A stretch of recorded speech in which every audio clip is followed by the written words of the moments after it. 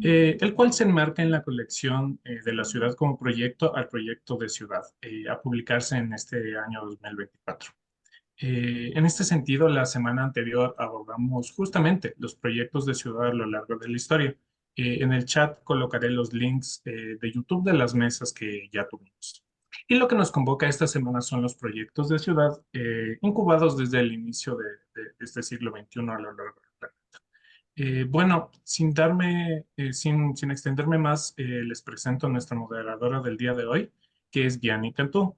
Ella es socióloga por la Universidad Nacional Autónoma de México y maestrante en estudios urbanos por Flaxo Ecuador. Dentro de sus investigaciones se ha dedicado al turismo cultural y la segregación socioespacial. Muchísimas gracias de nuevo por estar aquí y le doy paso a Vianney. Hola Sebastián, bueno, muchas gracias por la invitación y espero que todos sean bienvenidos para la primera sesión hoy de- del proyecto, del proyecto de Ciudad del Siglo XXI. Este seminario se llama actualmente, bueno, vamos a empezar con las presentaciones. Solo les quiero recordar antes que yo me tendré que encargar de regular los tiempos de participación. Van a ir de 15 a 20 minutos máximo, entonces los últimos 5 minutos les voy a estar ahí molestando a los participantes para cortar el tiempo y espero que seamos respetuosos y respetuosas con la participación de nuestros comentarios. Con nuestras participaciones, al final se va a abrir una ronda de preguntas y respuestas para todos los asistentes y entonces estaré ahí también leyendo los comentarios que nos dejen por mensaje. Y bueno, sin mucho preámbulo, le voy a ceder la palabra a Fernando Carrión, quien es académico de Flaxo Ecuador, arquitecto, maestro en desarrollo urbano regional y doctorando en ciencias sociales. Entre sus áreas de especialización está en la planificación urbana, descentralización, centros históricos, vivienda, seguridad ciudadana y sociología del fútbol. Adelante, por favor. Muchísimas gracias, Diana. Un saludo cordial a todos y a todas aquí presentes. Estamos muy contentos de iniciar este segundo seminario prácticamente continuo sobre el tema del futuro de las ciudades. La semana pasada tuvimos el primer seminario durante 4 días. Se presentaron 15, 16 exposiciones que eran básicamente la ciudad como proyecto, o ver cómo históricamente se habían ido construyendo los proyectos más importantes. Y ahí vimos esto desde los proyectos propiamente dichos y también desde las regiones, desde los continentes, de tal manera de tener una mixtura interesante que nos pueda mostrar estas características. Hoy día tenemos el segundo seminario, que es los proyectos de ciudad que se están llevando a cabo en general a nivel mundial. Y nos parece que esto es una cosa muy importante porque esto nos podría ayudar a entender un poco por qué y por dónde están caminando nuestras ciudades y tener las discusiones que pueden ser interesantes en términos de lo que significa la política urbana. Porque vamos a ver, por ejemplo, las ciudades que tienen proyectos neoliberales, qué es lo que pasa, qué es lo que hacen. Eh, por otro lado, vamos a tener proyectos de ciudad alrededor del tema de la interculturalidad, de la multiculturalidad, que puede ser interesante ver cómo esa presencia está teniendo lugar en nuestras ciudades, el tema de la ciudad feminista, la ciudad de género, para ver cómo el patriarcado de alguna manera tiende a organizar nuestras ciudades. Y así sucesivamente, 10 proyectos de ciudad. Yo creo que esto puede ser muy interesante. Estos dos seminarios se enmarcan en un proyecto que presentamos a fines del año pasado a la editorial Springer, que es una de las editoriales más prestigiosas para la realización de estos proyectos de handbook, como llaman ellos, para pues difundir algunas de las ideas. El año pasado justamente nosotros publicamos un libro ahí que se llamó Urbistic, la muerte de la ciudad. Y hoy día, bueno, no hoy día, a fines del año pasado, le presentamos justamente a Springer esta otra idea, esta otra visión, ya no la muerte de la ciudad, sino los proyectos de ciudad, cómo estamos caminando en esa perspectiva. Estos significan más o menos 66 artículos y más o menos 1.300 páginas. Y le presentamos así a Springer, y Springer nos hizo una observación bastante interesante, que es, en vez de ser un solo volumen, pues que hagamos 2 volúmenes. Y esa es la razón por la cual hemos hecho estos dos seminarios. Tras de estos 66 artículos, capítulos de estos 2 libros, de estos 2 volúmenes, hay no menos de 100 personas, porque hay muchos artículos que escriben 2, 3 personas. Entonces son alrededor de 100. Y a esto, pues hay que añadirles los lectores pares que trabajaríamos de forma prácticamente inmediata cuando recibamos los trabajos. Y en ese caso, pues serán cerca de, no sé, 150, 160 personas que hagan este trabajo. Esto nos muestra que en este proyecto estamos involucrados no menos de unas 250, 280 personas. Es un proyecto colectivo muy interesante, un proyecto colectivo que busca comprender esta lógica de proyecto que tenemos para ir viendo cómo enfrentar la realidad de nuestras ciudades. Así que, bueno, una vez que culminemos este seminario, que es el segundo, como decía, el de la ciudad, los proyectos de ciudad, pues inmediatamente empezaríamos a recibir, como de hecho ya ha ocurrido, algunos de los capítulos, algunos de los artículos de los libros. Esto se cierra inmediatamente, empezamos la lectura de pares, empezamos la corrección de esas lecturas que tendrán que hacer cada una de las personas que trabajaron los artículos, y luego nosotros esperamos que más o menos en junio poder enviar a Springer ya con todos los trabajos realizados por nosotros para que ellos empiecen toda la práctica editorial. Ellos hacen una edición ya en inglés propiamente dicho, hacen la diagramación, diseño y diagramación, y la impresión, que es una impresión que tiene múltiples resultados, porque hacen impresión con pasta dura, pasta suave, a colores, blanco y negro. En temas digitales tienen 5 o 6 opciones, etcétera. Así tienen una distribución bastante interesante.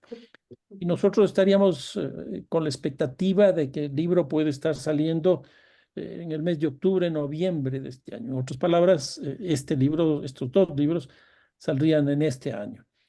Entonces, como ustedes pueden ver, es un proyecto importante, un proyecto colectivo con muchas personas, con muchos académicas, y que tiene la pretensión de tener el conocimiento proveniente de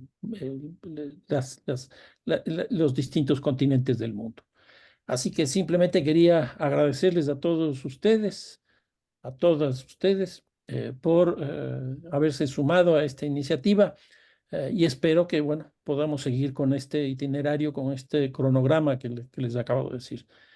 Muchísimas gracias por acompañarnos, muchísimas gracias por aportar, por colaborar, y les dejo ya para que empecemos la discusión propiamente de los contenidos de esta publicación.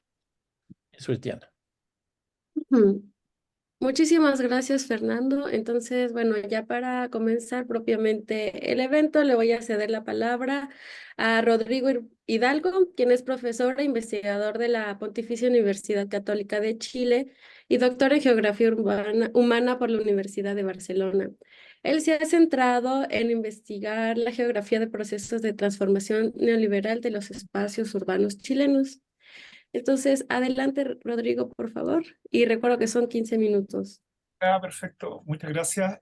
Vamos a compartir aquí pantalla y yo quiero agradecerle al profesor Fernando Carrión y agradecerle a todo su equipo la invitación y una oportunidad muy importante para nosotros poder estar acá en esta obra que él mencionaba, que él describía, y también aportar algo desde la perspectiva del libro, ¿no? Cuando nosotros le mandamos la propuesta a, a Fernando, equipo, dijeron de vuelta: "Oye, muy bien que ustedes quieran poner lo de la ciudad, la cuestión neoliberal". A Mira le dijimos, a Sebastián y a Fernando, que muy bien lo que ustedes quieran exponer la cuestión neoliberal chilena, que es como una LEF, ¿no? Es como un recurso bien predilecto o usado por los investigadores chilenos a cierta área.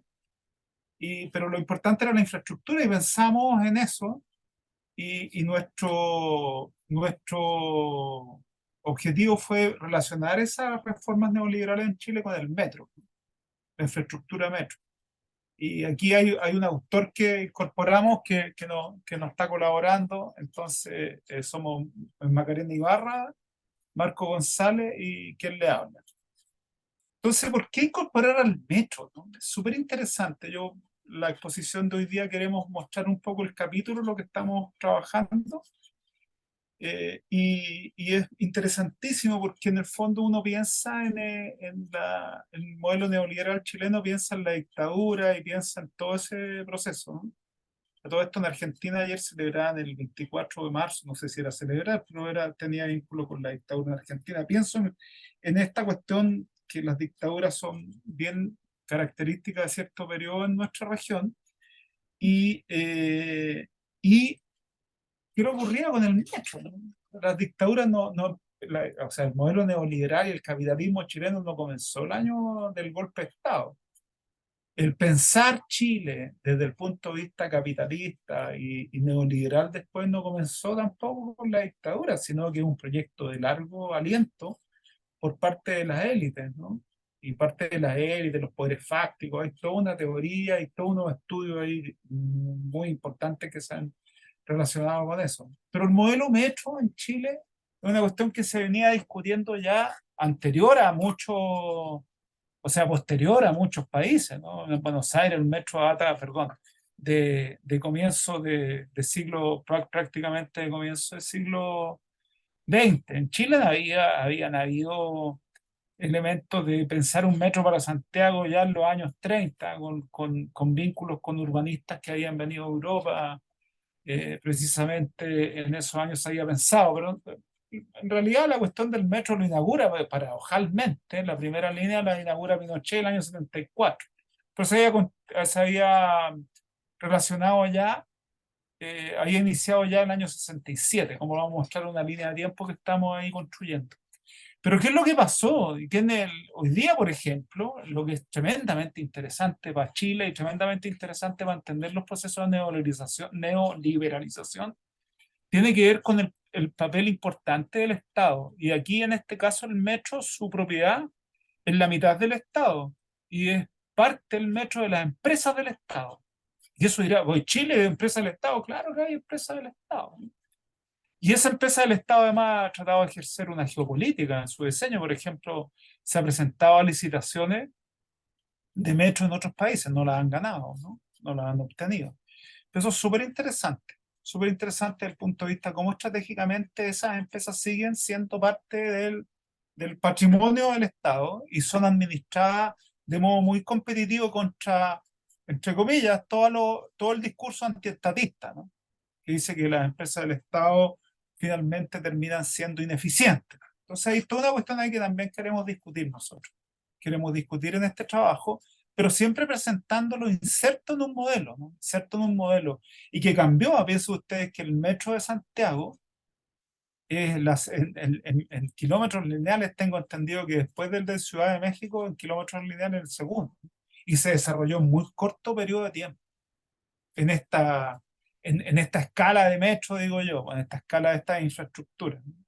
Entonces, y fue simbólico, piensen ustedes que en el estallido del 2019, el metro fue uno de los elementos que fue puesto en cuestionamiento por los movimientos sociales, la violencia social, la quema del metro, porque era el principal símbolo de la modernización de Santiago en este periodo.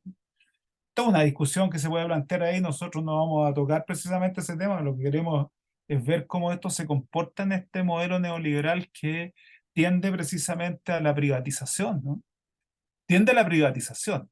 Si nosotros analizamos toda la reforma neoliberal chilena, que vuelvo a insistir, se venía gestando ya a mitad del siglo XX, el periodo post-Segunda Guerra, bueno, que es súper simbólico, piensen ustedes. que toda la reconstrucción alemana se hace en base a la ideología también neoliberal, ¿no? La Constitución del 48 en Alemania lo fija así. Que hay otros aspectos que se pueden discutir en esta historia y donde se toman elementos, pero estoy discutiendo eso, ¿no? Esa línea de tiempo. Y en Chile eso se vincula con eso también, ¿no? Las élites económicas, la gente derecha que va a estudiar precisamente afuera, Europa y sobre todo Estados Unidos, están pensando en eso, están pensando en reformar al país, tener un proyecto de país que está vinculado con este desarrollo. Y lógicamente, toma lugar con la dictadura. Y se empiezan una serie de procesos privatizadores. Pero ¿saben qué ahí nosotros colocamos en el año 73, 74? Empieza el proceso de privatización, de privatizaciones de las empresas del Estado que precisamente las lleva adelante la Corporación de Fomento, que fue, entre comillas, una de las pocas oficinas del Estado que no se privatizaron. Eso lo vamos a conversar. Y esa Corporación de Fomento, que fue muy importante en Chile, muy importante porque dividió al país en regiones productivas y extractivas durante el siglo XX, que después son reforzadas por el modelo de la dictadura, empieza todo un proceso privatizador ahí. Pero el dueño original del metro era la Corfo, la Corporación de Fomento. Y esa corporación sigue teniendo un papel muy importante, sobre todo en algo que no puede desconocerse, que tiene que ver con todos los procesos de innovación, ¿no? Y esos procesos de innovación anclados fundamentalmente a la cuestión extractiva. En este caso, el metro es una de sus empresas estratégicas, ¿no? En el contexto urbano, sobre todo de Santiago. Pero empieza todo un proceso ahí privatizador y el metro es lo único que no se privatiza, no es lo único, hay otras empresas tampoco del Estado que no se privatizan, como la producción Codelco, que es la Corporación del Cobre y otras, ¿no? Pero todo otro proceso privatizador, porque que en el fondo divide al país y a la ciudad, la divide por capas, como nichos de renta. Y eso es muy interesante. Entonces hay toda una cuestión que todavía es tremendamente criticado, pero todavía no lo resolvemos como país, el régimen de pensiones, que siguen siendo elementos fundamentalmente de mercado en su cotización, el plan laboral que también se hace en esos años, el 81, la salud, la ley de la reforma educacional también el 81, el código de agua el 81, en plena dictadura, ya entrando ya en finales de la primera década de la dictadura, el código minero. En términos de vivienda y urbanismo también hay un proceso neoliberalizador muy importante que también divide a la ciudad por capas, y esas capas van a ser, por ejemplo, las capas de infraestructura, la capa de la propiedad, que van a ser elementos fundamentales para poder llevar adelante y constituir nichos de renta. En esa división por capas es la idea de constituir nichos de renta y la infraestructura es una de ellas. Pero la propiedad de esa infraestructura, en el caso de Metro, y eso es tremendamente interesante, sigue siendo del Estado. Las otras infraestructuras no, hay otras infraestructuras no, que tienen que ver con todo lo que tiene que ver con la red eléctrica, la red de agua, esas son privatizadas. Entonces son elementos tremendamente, y son privatizadas por sectores. Perdón, ahí me fui muy adelante con mi diapositiva, ¿no? Y en esa discusión, nosotros lo que queremos plantear es que, si bien es cierto, hay mucho estudio sobre el caso del neoliberalismo chileno desde la perspectiva espacial, de la producción del espacio, todavía falta por avanzar y nosotros queremos justamente contribuir a eso. Entonces, si yo pienso solamente en la escala nacional, la naturaleza la dividimos en capas. Dividimos la capa del agua, ¿cierto? La capa de mar, y todos los estratos, ¿no? El subsuelo, lo digamos, la minería, y todo eso lo constituimos en nichos de renta. Y esa es la filosofía que hay atrás. Cómo se tiene el espacio en eso. Y en la ciudad lo mismo. En la ciudad lo mismo, ¿no? Entonces empezamos a dividir la ciudad en capas. Pero la capa metro, esa capa no la privatizamos. La dejamos en manos del Estado. 10 minutos. 10 minutos. Sí, no me queda mucho. Quiero describirle este marco general. Y eso no solamente durante la dictadura, predictadura, dictadura y postdictadura, ¿no? Hemos continuado con esta condición. Y ahí hay fases, nosotros hemos hecho estudios sobre esto, dividido los periodos, lo hemos estudiado, y cómo hemos podido ir avanzando justamente en entender la forma en que el neoliberalismo produce el espacio, cómo efectivamente va dando cuenta de eso. Y el libro, ya aquí nos quedan 5 minutos, ¿qué estamos proponiendo para el libro? ¿No? Hacer una discusión de esto, sobre todo enfatizada en la producción de ciudad, de espacio y de infraestructura. Vamos a partir con el preludio neoliberal, es decir, cómo se gestan estas ideas, cuál es la discusión que hay, sobre todo a través de la documentación, de archivos, de las tesis, algunas tesis que realizaron estos personajes que fueron a estudiar a Estados Unidos, sobre todo a Chicago. Vamos a tomar algunos elementos de ello para justamente hablar del preludio neoliberal, ¿no? Cómo se empieza a constituir esta idea, cómo se materializa. Después en el diseño, en el periodo sobre todo 79-85, donde se lleva adelante todo el plan de acción que tiene que ver con vivienda y urbanismo, y el papel de la infraestructura. Ahora, el metro, ustedes dirán, en dictadura, vamos a ver ahí algunas imágenes, fue poco lo que se hizo, ¿no? Fue poco lo que se hizo, lo que se hace fundamental después con la llegada de la democracia, y con la llegada de la democracia que no podemos desconocer todo el papel impulsor que tienen sobre todo los gobiernos de la concertación en Chile, que son los que vienen en el periodo de la postdictadura, y también discutir eso, cómo se transforma la infraestructura, no solamente en un elemento de transformación y de vinculación, sino también un elemento de poder y de inversión, ¿no?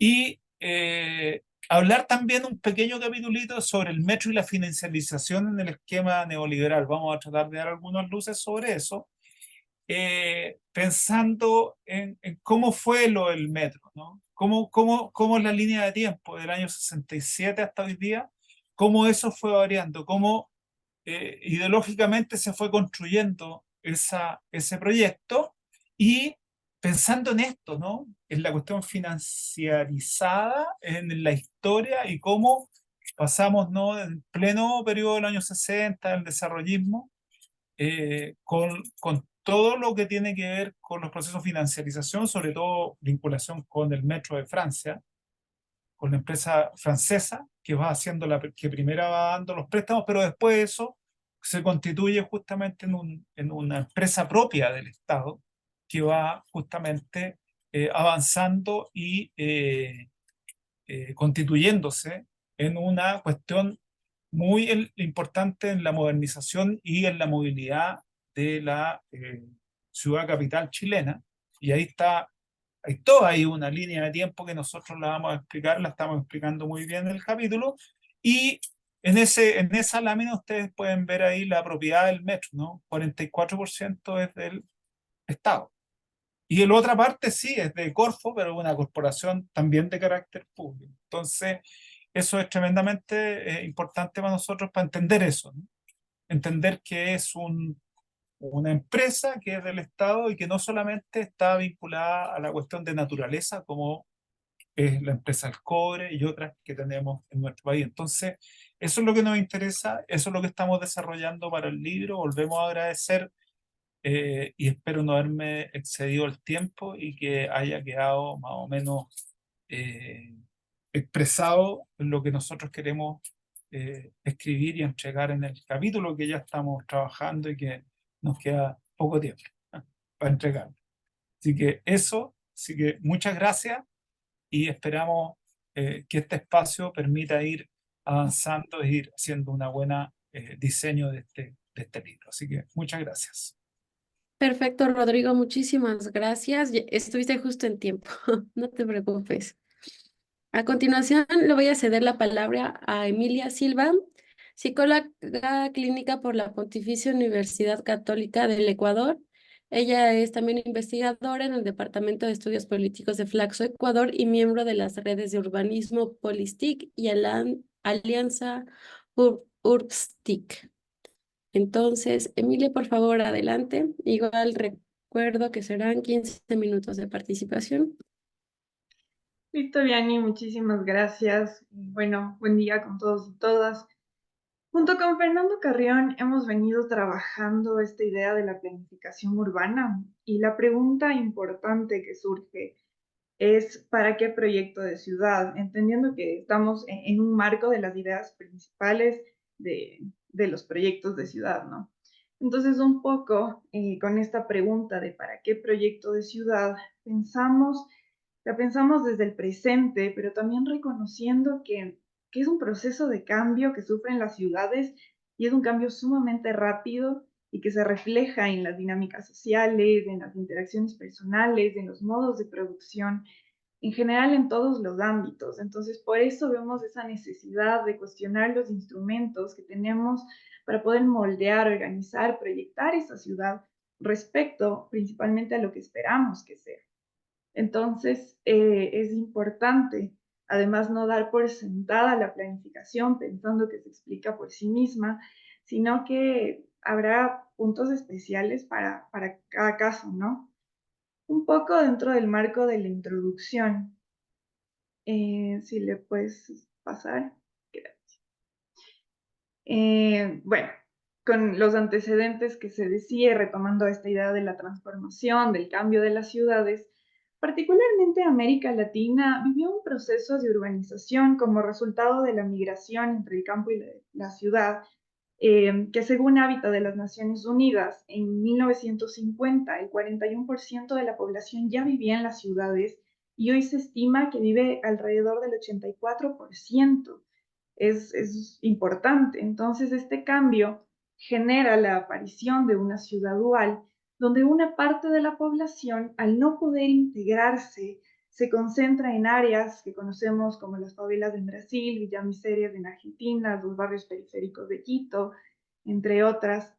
Y entonces la planificación empieza a ser influenciada por esta idea de la ciudad ideal que ha contribuido además a marginar comunidades, denominándolas como informales, y establecer estándares que resultan inalcanzables para su reconocimiento con temas de ruptura de la propiedad privada, con normas de edificación y demás.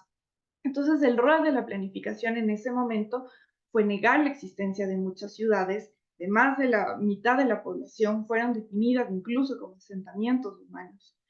Entonces, la visión tradicional de esa ciudad hasta fines del siglo pasado se centraba básicamente en estas relaciones con el campo, pero ahora son parte de un sistema interurbano, transurbano, con una red mucho más compleja, ya no en una manera jerárquica, sino a modo de un sistema.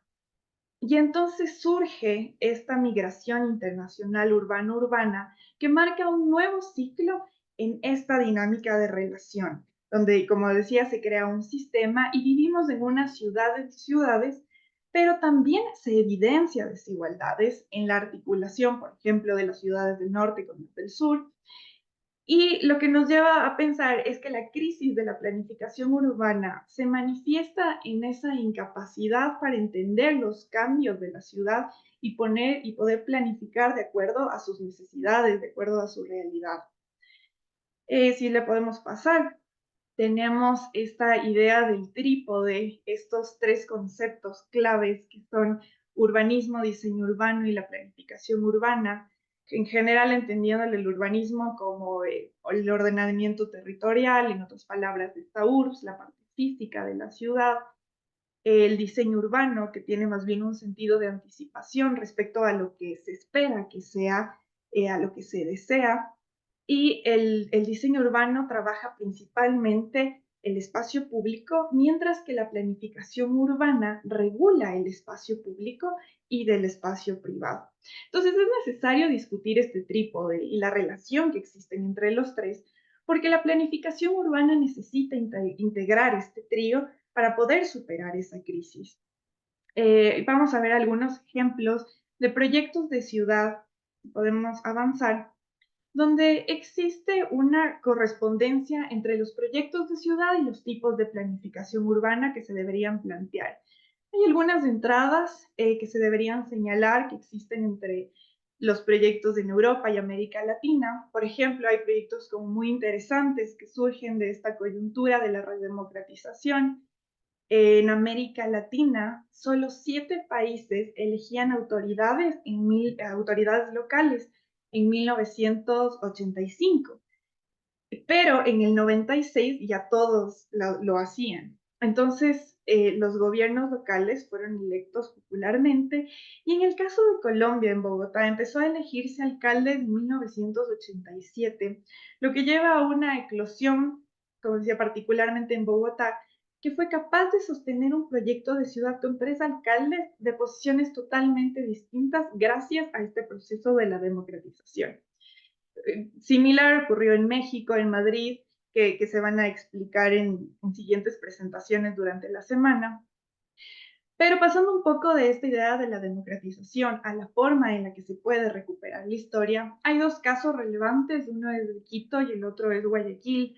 En el caso de Quito, en el año 1988, cuando el alcalde Rodrigo Paz decide intervenir en el centro histórico, se crea el Fondo del Salvamento, entonces tiene una propuesta de un plan especial y se empieza a hacer una inversión importante porque hasta ese momento la ciudadanía de Quito se había olvidado del centro histórico por el proceso que se vivió de tuburización, donde las élites abandonaron el centro histórico, se convirtieron en espacios para sectores populares, pero se va logrando recuperar ese espacio con esta propuesta.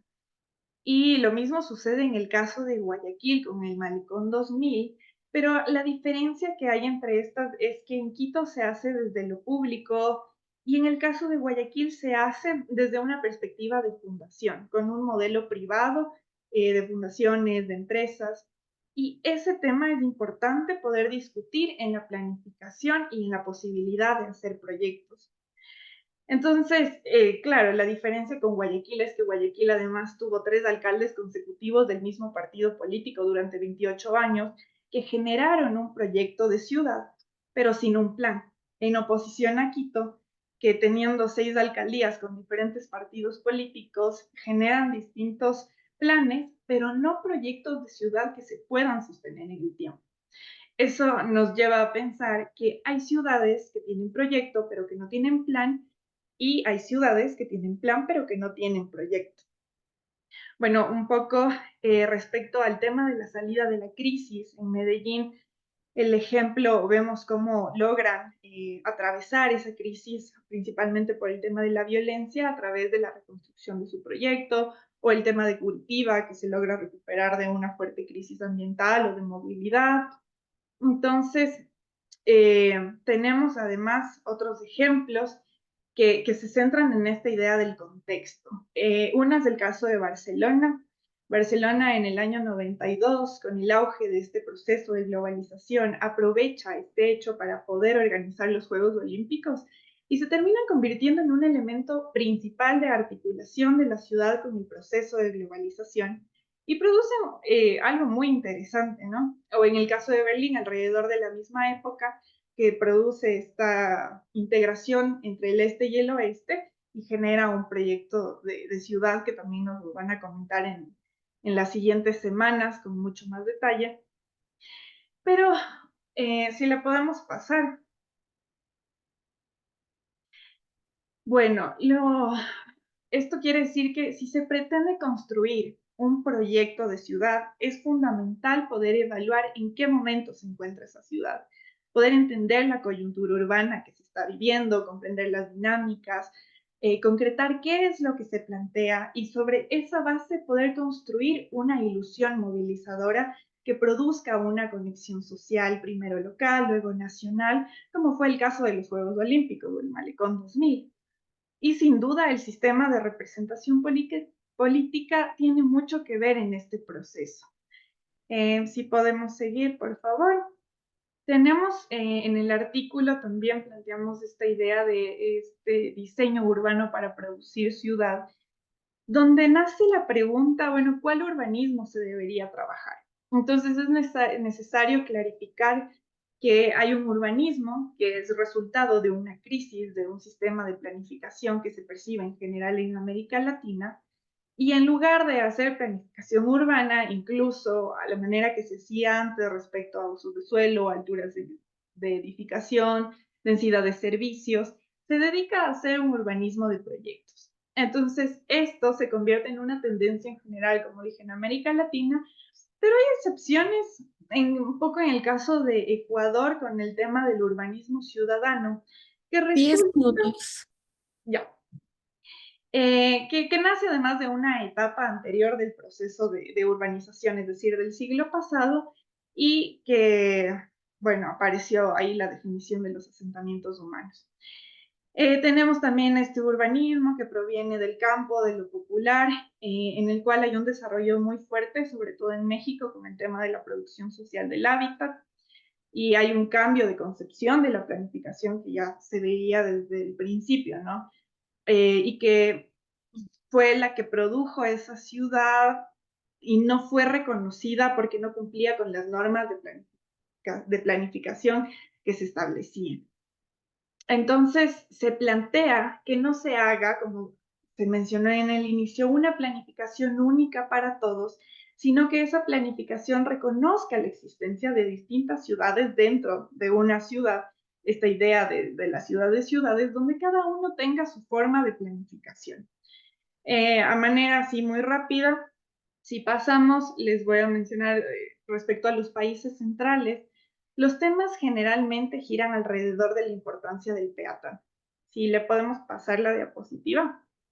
Entonces, aquí está esta idea del significado del barrio, de la calle, que sean acciones muy rápidas, muy visibles, que pues es atractiva y además no hay que descartarla. Pero nace un nuevo urbanismo, sobre todo en Estados Unidos, donde la tesis central se resume en esta ciudad caminante, donde ya no es el auto el principal, sino más bien se queda de lado y hoy en día se plantea que el automóvil desaparezca.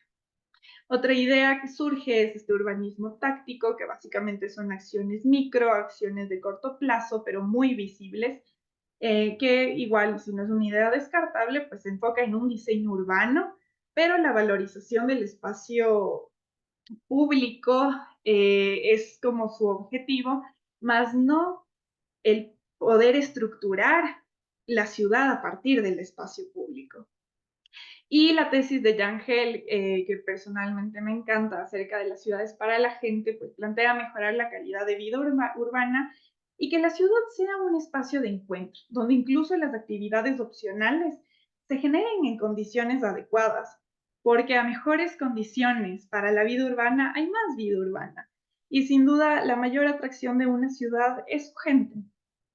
En el caso de América Latina, si es que continuamos, América Latina se centra en una lucha por la igualdad debido a la marcada desigualdad social que existe. Entonces, bajo esta perspectiva, Jaime Lerner plantea esta idea de la acupuntura urbana, donde sugiere intervenir con puntos específicos de la ciudad para poder generar cambios importantes y reconoce que las ciudades además son sistemas de redes de servicios y de infraestructuras que necesitan una planificación detallada y una atención especial al espacio público, pero como un medio de articulación urbana. Entonces, ya para terminar, son algunos de los elementos, podemos continuar, que se han venido trabajando en este artículo. Claro que se desarrollan con mucho más detalle, pero vemos que en general es necesario evaluar que hay ciudades con proyectos pero sin plan, hay ciudades sin plan pero con proyectos, hay ciudades con plan y proyecto. Hay que discutir sin duda el tema del trípode, la relación que existe entre estos tres conceptos. Y sin duda la planificación urbana que se tiene que hacer tiene que ver con regular el mercado inmobiliario, con establecer las condiciones para que haya un desarrollo económico, para incorporar las variables económicas que son claves, pero es necesario empezar a pensar la integración de esa ciudad dentro de estos procesos de globalización. En el tema de superar la crisis, es necesario hacer acciones concretas, regular efectivamente para poder asegurar un desarrollo sostenible, un desarrollo equitativo, integrar los distintos elementos que se conforman en la ciudad y crear un tejido social cohesionado Y además, en última instancia, es necesario definir qué ciudad se desea para poder orientar los procesos de planificación urbana. Este acto reflexivo y participativo no solo delinea los objetivos tangibles, sino que también establece un sentido de identidad y pertenencia que es súper importante para el desarrollo de las ciudades, que además están en constante evolución. Entonces, esos son como algunas ideas centrales de los proyectos de ciudad que se vienen trabajando. Sin duda, pues se ampliarán muchísimo más a lo largo de las siguientes presentaciones. Y eso es todo. Muchísimas gracias. Muchísimas gracias, Emilia. Voy a pasar a darle la palabra a la última intervención de esta primera mesa del seminario. Posterior a eso va a ser la sesión de preguntas de los asistentes, entonces también les invito a escribirnos ahí en el chat, sí, por si tienen alguna pregunta de alguna de las presentaciones. Entonces, bueno, como mencioné, la última intervención está a cargo de Iliana Miñaki, quien es especialista en planificación urbana y regional por la Universidad de Buenos Aires, magíster en urbanismo y ordenamiento territorial por la Universidad de París 12, profesora de posgrado en planificación urbana y regional e investigadora del PDTEM del Instituto de Geografía de la UBA. También le acompaña Pablo Cicoleya, doctor en Geografía, Ordenamiento Territorial y Urbanismo de la Universidad de la Sorbona, disculpen, en París. También es miembro de la Red Iberoamericana de Investigadores sobre Globalización y Territorio. Actualmente es director del Programa de Desarrollo Territorial y Estudios Metropolitanos, profesor titular regular de la UBA. Entonces, le cedo la palabra para su presentación. Y bueno, recuerdo que tendrán que ser 15 minutos también. Adelante. Bueno, buenos días a todos, a todas. Mientras terminamos de colocar el PowerPoint en el inicio, ¿sí?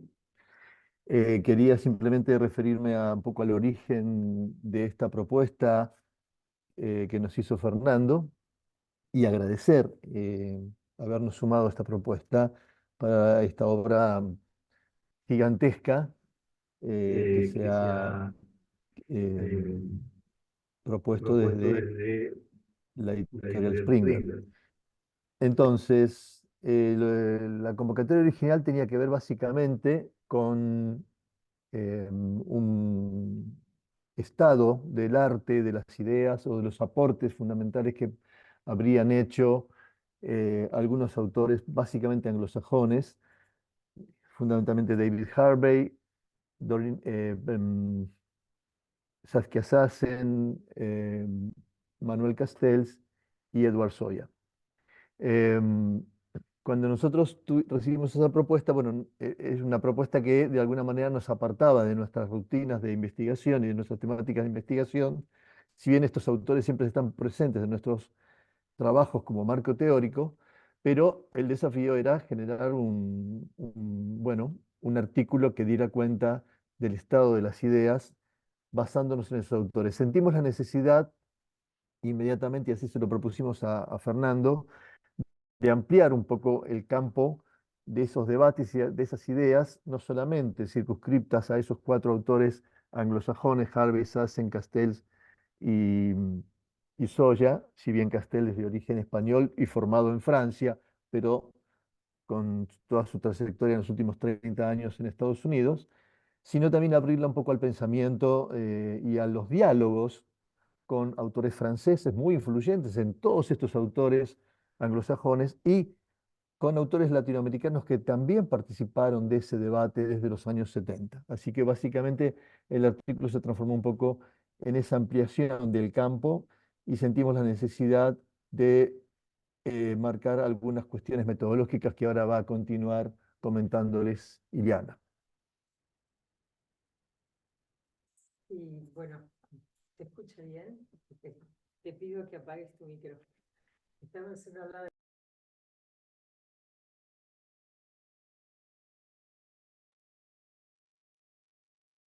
Se te desconectó el sonido.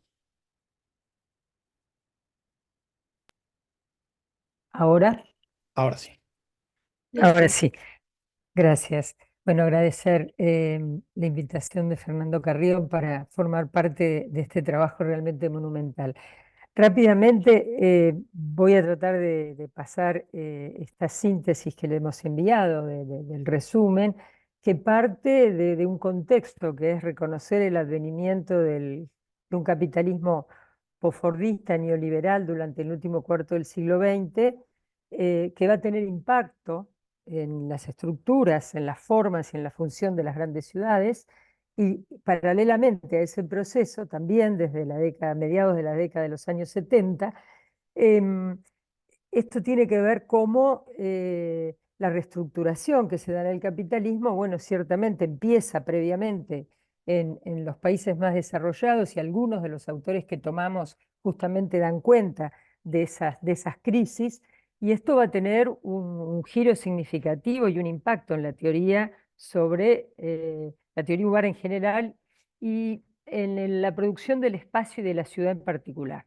Entonces, estos debates se retoman nuevamente en los 90 en el contexto de profundización de la crisis del capitalismo y particularmente lo que denominamos capitalismo financiero inmobiliario y las diversas crisis que se van dando en estos años, en estas décadas, donde es muy importante precisar cada uno de los contextos donde se producen las ideas, las contribuciones que vamos a analizar. Desde mediados de los años 2000, el surgimiento entonces de una nueva lógica de acumulación que denominamos capitalismo digital neoliberal, generó también nuevos debates y replanteos teóricos sobre la teoría urbana y la metamorfosis de las grandes ciudades, pero también sobre sus significados sociales, políticos y culturales. Voy a ver si puedo pasar a la siguiente. Tomamos algunos puntos de partida que tienen que ver con lo que dijo Pablo previamente, tratar de explicar el funcionamiento del capital y sus dinámicas en el espacio, entender a la ciudad como un particular tipo de espacio donde se expresa con más fuerza y claridad las transformaciones operadas por el capital, la producción capitalista del espacio, que es en sí misma una categoría de análisis y explicativa, previo para analizar la urbanización capitalista.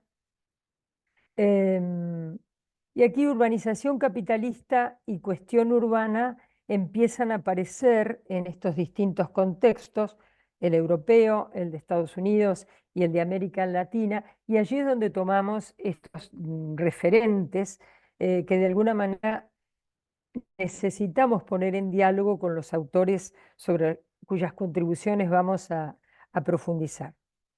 Bueno, y algunas cuestiones metodológicas y de glosario que nos parece importante incorporar, tanto en la selección de actores, contextos y la periodización, la cuestión de espacio, sociedad, naturaleza, espacialidad social, la distinción entre la ciudad y lo urbano, la cuestión de la escala, la distancia, el tiempo, la noción de proyecto como una categoría polisémica, es decir, proyecto no solamente en términos de proyecto espacial o proyecto de ciudad en los términos que desde la arquitectura del urbanismo se conciben, sino proyecto político, proyecto social. Y aquí creo que hay un debate muy interesante, ahora no vamos a poder profundizar en esto, pero sí en los autores que ya hablan de la crisis, por un lado del urbanismo, sobre todo en el siglo XX, que ya el urbanismo deja de llevar implícito un proyecto social y político, y esto es todo un tema de discusión, sobre todo en el siglo XX, luego del SIAM y el predominio de esa idea de ciudad funcionalista impuesta en ese contexto, para luego también, como bien lo expresaba Emilia anteriormente, el camino del urbanismo como práctica y la planificación urbana como instrumento de política pública en el contexto latinoamericano. Los objetivos rápidamente, bueno, revisar claramente las contribuciones de Castel, Harvey, Sassen y Soya en relación con la ciudad como proyecto y lo urbano en general, considerando estos respectivos contextos de producción. También nos parece importante, como marcó Pablo, revisar las contribuciones de algunos autores latinoamericanos y aportar claramente, por un lado, a una actualización del estado de la cuestión del urbano y por otro, a las herramientas conceptuales para la formulación de políticas territoriales en un contexto claramente de incertidumbre y complejidades crecientes. Estas son dos hipótesis preliminares. La primera tiene que ver con la correspondencia entre los cambios en los regímenes de acumulación capitalista y los cambios en la organización territorial. Y la segunda tiene que ver con las transformaciones económicas, ideológicas, tecnológicas, culturales, sociales, que han motivado la revisión de la teoría espacial y urbana en cada uno de los escenarios territoriales y temporales que estamos considerando una y otra vez. Bueno, aquí empezaría la estructura del artículo. Pablo, no sé si querés empezar a contar un poco esto, así no me extiendo. Bueno, básicamente la estructura del artículo da cuenta de de una introducción donde planteamos cuestiones que tienen que ver con el contexto internacional, cuáles fueron los eventos que de alguna manera dispararon estos giros conceptuales, sobre todo a partir de Lefebvre, por ejemplo, y otros autores de la escuela francesa, y también de la escuela de los geógrafos radicales, que en realidad venían del neopositivismo y se convirtieron a la teoría marxista entre los años fines de los 60 y principios de los 70. La anterior. La anterior. Bueno, entonces dar cuenta de ese contexto y... No, la siguiente. Dar cuenta de ese contexto y de la producción de las ideas sobre lo urbano y sobre la ciudad, con los puntos de partida que tienen que ver con las transformaciones que ha sufrido el sistema capitalista y los impactos territoriales que esas transformaciones han ido generando sobre la ciudad. Entonces, diferenciamos tres contextos: el contexto latinoamericano, con sus crisis particulares y sus problemáticas particulares; el francés, con sus eventos particulares, fundamentalmente el Mayo 68, entre otros procesos, pero también las políticas de Gaulle, demandando a los académicos y a los técnicos comprometerse con las políticas del Estado; y el anglosajón, fuertemente motivado no solamente por las ideas de la escuela francesa y particularmente de Lefebvre, sino también por los procesos de reestructuración económica que se dan a partir de la caída del Fordismo y que generan todo un proceso de reestructuración territorial en las principales metrópolis de los Estados Unidos y las principales ciudades del Reino Unido. Entonces, ahí hemos tenido que recurrir no solamente a tres contextos, sino a unos cortes temporales, una periodización que da cuenta de distintos momentos en la producción de reflexiones e ideas sobre la ciudad y lo urbano. 60-70 en primer lugar, y particularmente las aportaciones de François Choët y las aportaciones de Lefebvre, y posteriormente las de Harvey y las de 10 Castells, minutos. gracias, y las de Castells, en los 90, donde hay un segundo momento de producción extremadamente fértil de ideas, donde vuelven a aparecer Harvey, pero donde también se insertan Edward Soya y donde se insertan las reflexiones y los aportes de Saskia Sassen. Y bueno, y una cantidad de autores, por ejemplo, de la Escuela de Los Ángeles, etcétera, etcétera. En los años 2000, donde se retoma, vuelta atrás, los años 2000, donde se retoma ya algunas de estas reflexiones, prefigurando lo que va a ser la ciudad en el siglo XXI. En fin, identificación de temas, de problemas de investigación, de debate académico, científico, la siguiente, para estos contextos, para estos periodos y para los distintos autores.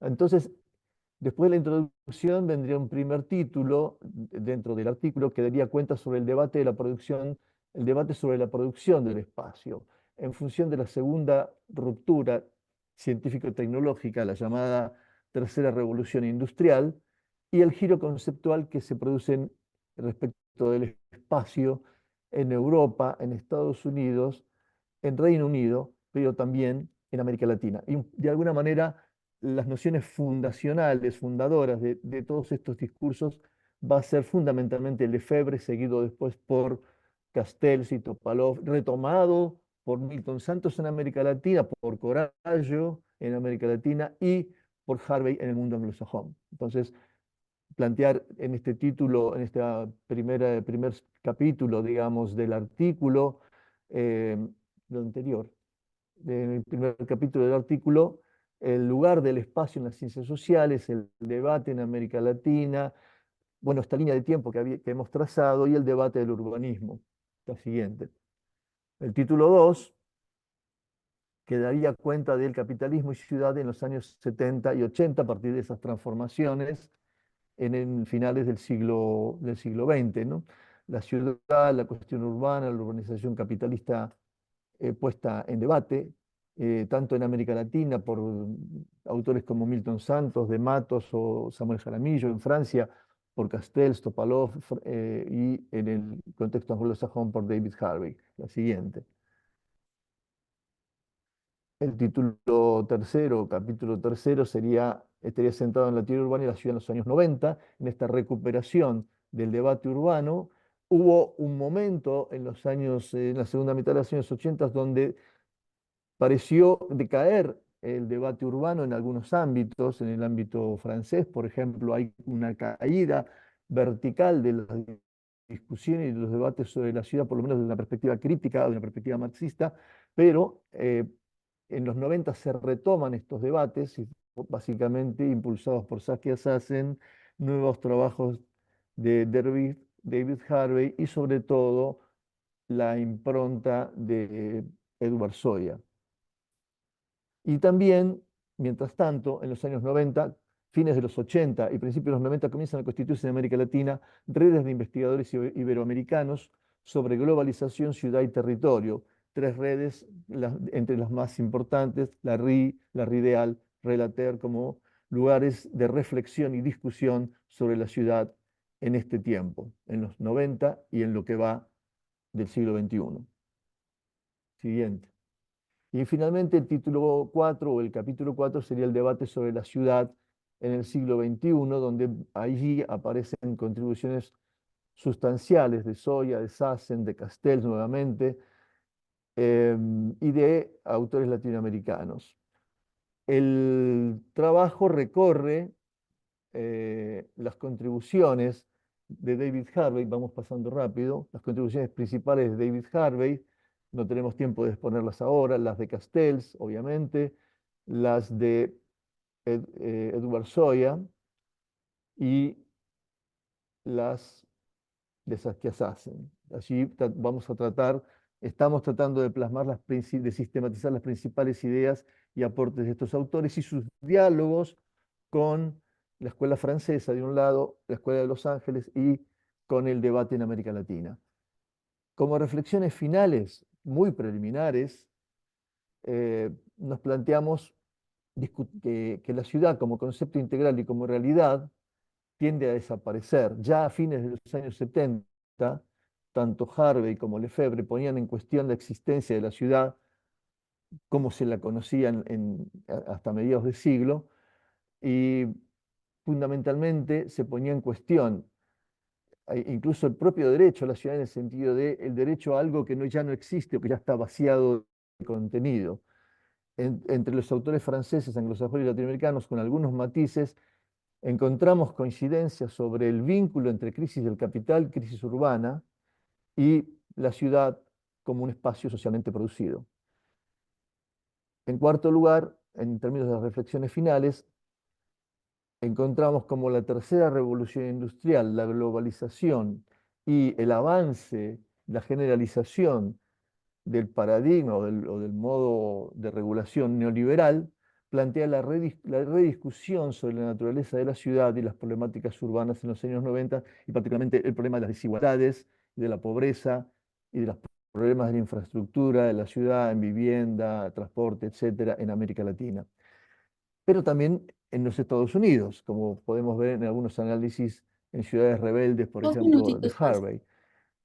Y finalmente la profundización del capitalismo financiero, el advenimiento de un nuevo capitalismo que denominamos capitalismo neoliberal digital o capitalismo de plataformas y que responde a la cuarta revolución tecnológica desde mediados de los años 2000, plantean entonces nuevos interrogantes, debates y desafíos sobre lo urbano en términos teóricos, metodológicos y también en términos de cómo se interviene cómo intervenir sobre el territorio, cómo generar nuevos paradigmas de intervención, de planificación urbana y de desarrollo urbano.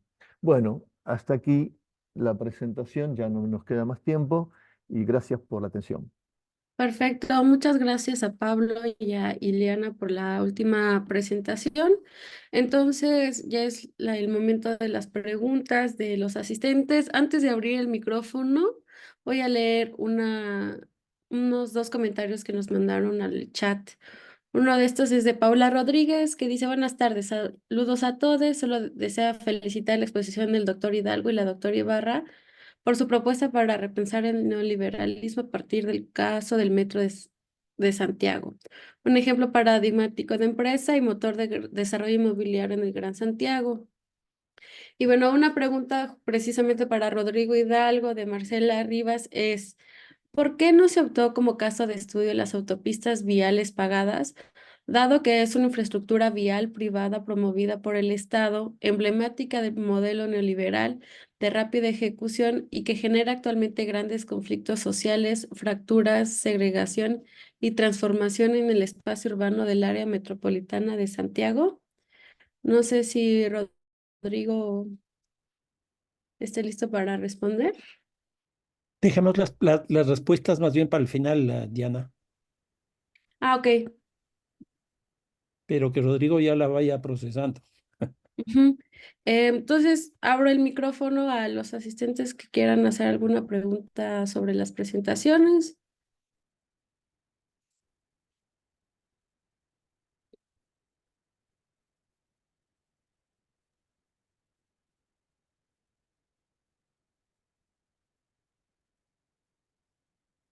O por el chat también puede ser.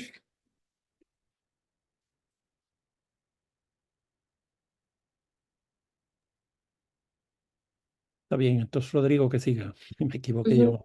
Me equivoqué yo. Creí que faltaba otra exposición. No, muchas No, gracias, Fernando, muchas gracias a Vianney y bueno, haber escuchado a Emilia y la exposición de Fernando, la de Pablo con Ileana, extraordinario, ¿no?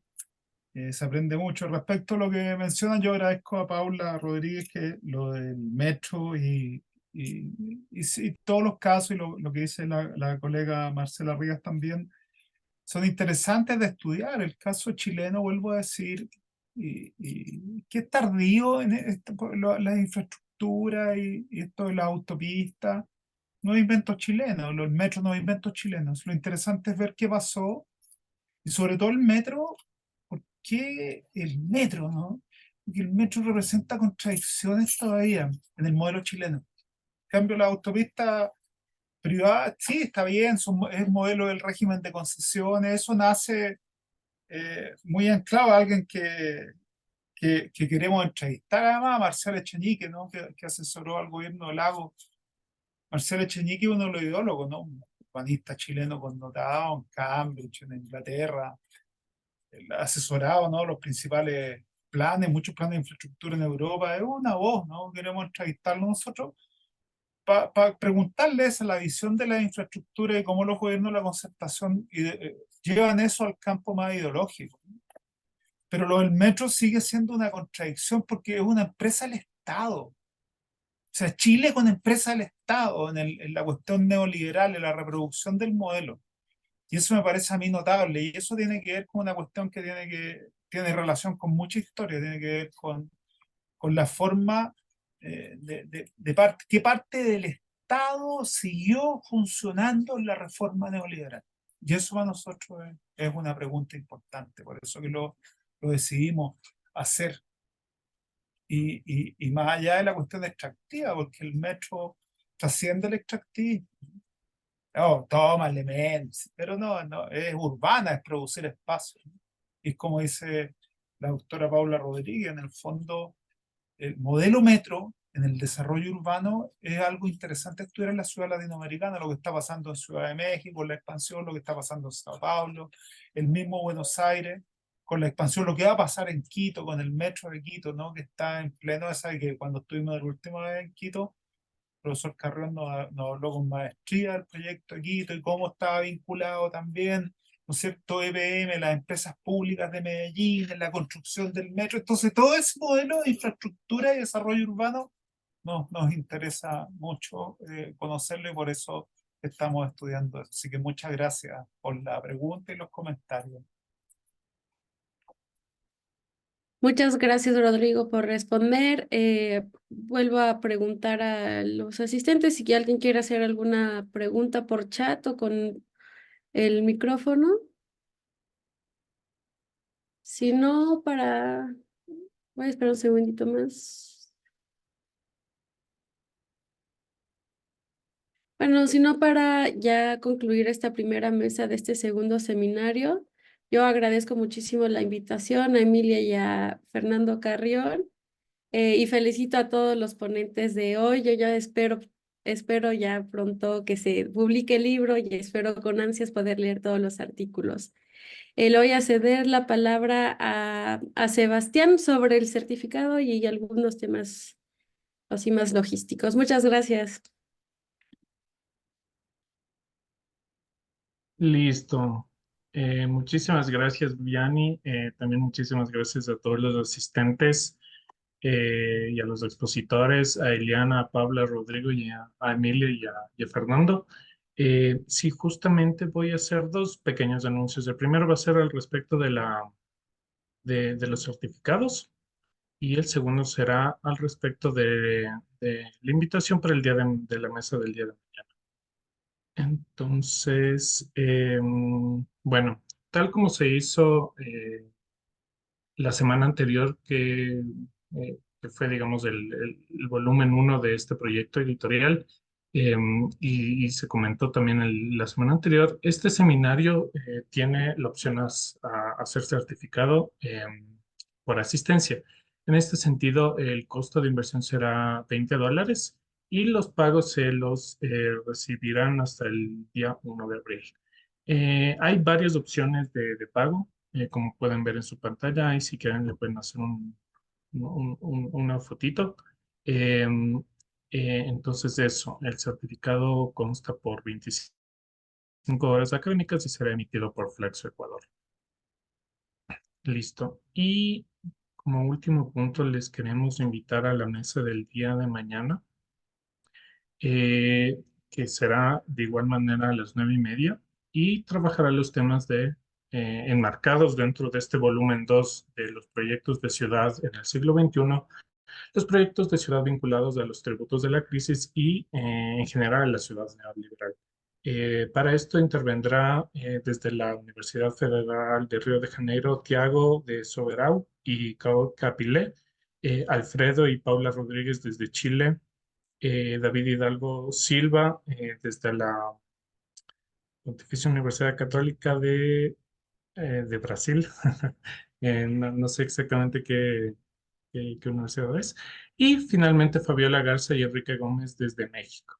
Entonces, eso sería todo. Muchísimas gracias por venir y está hecha la invitación para el día de mañana. Muchas gracias, Sebastián. Muchas gracias a todos. Gracias a todos. No, gracias a ustedes. Una magnífica reunión. Buen debate. Gracias a todos y a todas. Nos vemos. Gracias, que estén muy bien. Gracias. Chao. Chau, chau. Chao. Nos vemos mañana. Hasta mañana.